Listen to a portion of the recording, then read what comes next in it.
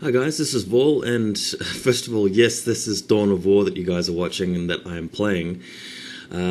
Secondly, no, I haven't switched from StarCraft to Dawn of War. StarCraft is the best real-time strategy multiplayer game out there, and I will be sticking to that and commentating on Brood War again. But just for this weekend, I've borrowed a copy of Dawn of War and I'm playing it. I played through the single-player campaign. I've been playing some skirmish games, and the game that you're watching right now is Eldar versus Chaos, and it's me controlling the Eldar. The computer is controlling the Chaos. I've got the setting for the computer on the second hardest difficulty. I think there are 5. It's on harder or something.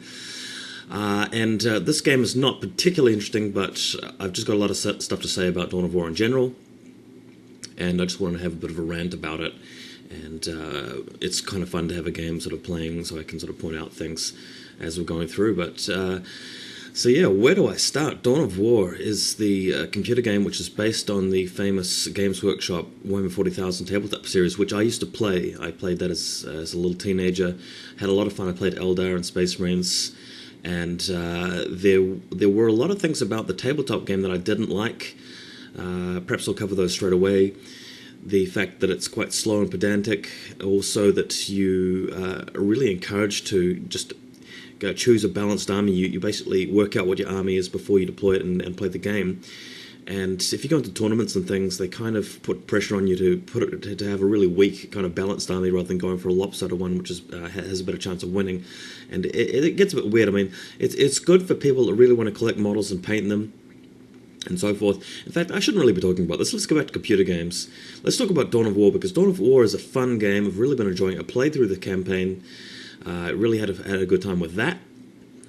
And this is a replay that we're watching of just the skirmish game that I had against the computer. And as you can see, you can actually toggle between the views. So at the moment, I'm watching the Eldar, and then previously I toggled to the not the undead, the Chaos, as you saw. Before I picked up this game and started playing it, I already knew what everybody else's opinions of it were, and mine aren't any different, having played it. As you can see here, I've got a little Eldar Guardian Force skirmishing against the Chaos. The purpose of this game is to run around and capture the little strategic points, giving you requisition, instead of harvesting minerals or whatever like you do in StarCraft. And I think that's a cool system. It feels kind of artificial. I mean, it's the way the game is designed to actually make you run around the map and not camp, and keep the forces sort of engaged with each other in the middle and over strategic locations. But the fact that the strategic locations themselves are artificial and actually a part of the mechanic of the game, rather than an actual just a place you would want to hold for natural strategic reasons, like in another real-time strategy game, is a bit artificial, as I said. And what we're looking at here is just my Eldar Guardian team with a Farseer hero unit attached to it, just firefighting against some Chaos Space Marines over a ridge there. And I'm kind of doing a bit of harassment here, and as you can see, the computer's got a Chaos Lord, which is more powerful than my Farseer, so I just want to avoid him initially. And I've built a War Shrine, or some kind of advanced listening post over that strategic point because it's the point closest to my opponent. I really want to get a shrine there and defend that. By the way, I'm really new to this game. I haven't played multiplayer yet. The patches are really huge. The hundreds of megabytes worth of patches, and I'm in the middle of downloading some of them. And that's why I'm not playing multiplayer yet. So having not played multiplayer, I still consider myself a complete noob at this game. I can still transfer a lot of my real-time strategy skills from StarCraft over. I'm really good at control grouping units and using hotkeys and stuff like that, but obviously I don't really know that much about the game except what I've learned from the campaign and skirmishing against the computer and reading online strategy. So if you guys are going to post comments, just be easy on you need to do this, you need to do that, you're a little noob at this game. Of course, I mean, I haven't played multiplayer, so just bear that in mind. But I am planning on playing multiplayer, and you may see a few more commentaries coming from me from Dawn of War. I will be going back to StarCraft Brood War and occasionally Warcraft 3, as I mentioned. But yeah, I'm just having so much fun with this game. One of the really cool things that I love doing in this, especially in replays, is just zooming around the screen. I love how you can just pan around and zoom in. That really brings the most out of this game, because I think what these guys have put the most effort into are the races, the actual look of the units and the animations and the map and stuff like that. And you can really take full advantage of that with the mobile camera. And that's really cool. It's really fun watching these battles. I mean, look at that. That's really cool.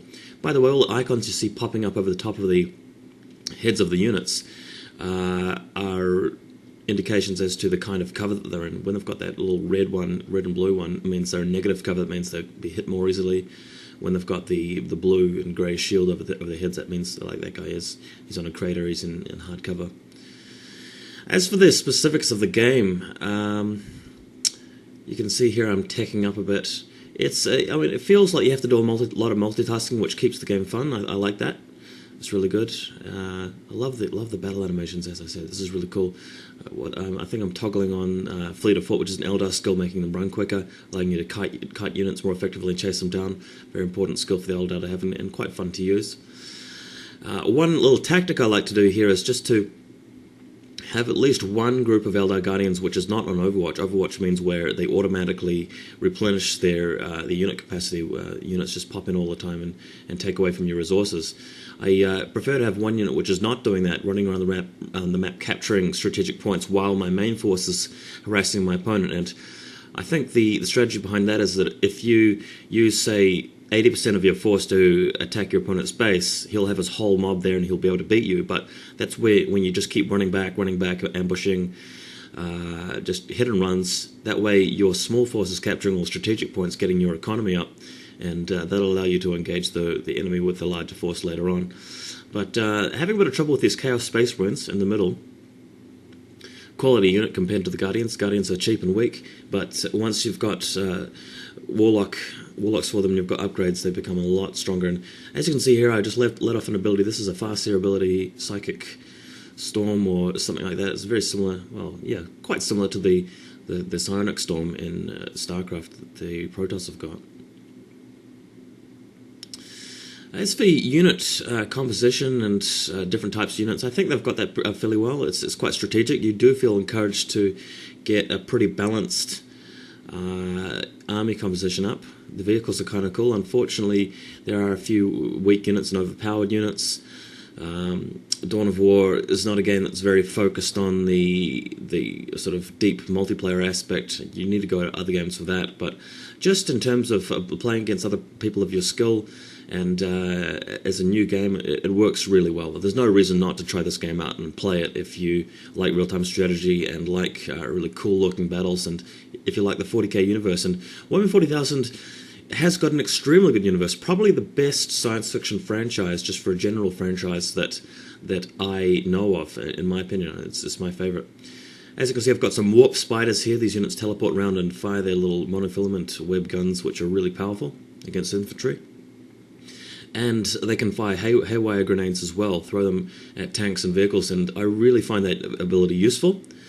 It's really good for going and taking out enemy listing posts and buildings, and especially in the mid-tier game where you haven't really got bright lancers yet, they're very good at killing enemy vehicles if they're rushed to vehicles. So Web Spider's probably my favourite tier 2 unit, very handy. The other one's Dark Reapers. I'll be getting them soon later in the game.